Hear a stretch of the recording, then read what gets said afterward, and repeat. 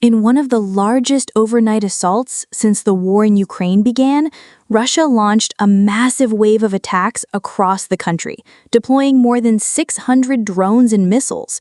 Ukrainian officials confirmed at least one person was killed, dozens injured, and an American-owned business was among the sites hit.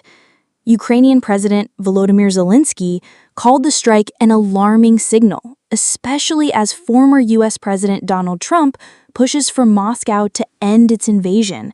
Speaking on Thursday, Zelensky said Russia deliberately targeted civilian infrastructure, homes, and even an American investment in western Ukraine.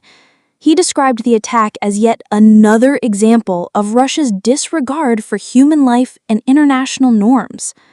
The U.S. company struck was identified as Flex Ltd., headquartered in Austin, Texas, but with operations worldwide.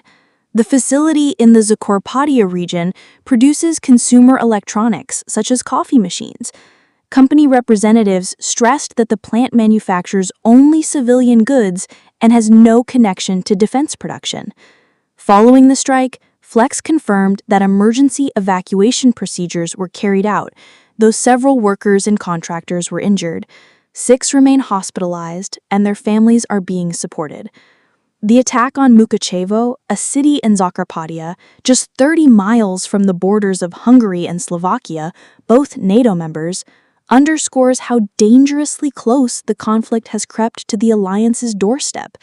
Initial reports indicate some 15 people were injured there alone. The scale of Russia's overnight assault was staggering. Ukrainian authorities said the strike involved 574 drones and 40 cruise and ballistic missiles, targeting multiple locations across the country. The destruction has drawn renewed attention from Western leaders. The White House did not immediately comment on the attack against the U.S. business, but President Trump earlier this week suggested that Russian President Vladimir Putin might not be ready to make a deal. Trump met with Putin in Alaska on Friday, pressing for an end to the war, though many NATO leaders remain skeptical of Moscow's intentions. France, one of Ukraine's strongest European backers, condemned the strikes in sharp terms. The French Ministry of Foreign Affairs told reporters that Russia's actions reveal a lack of genuine interest in peace.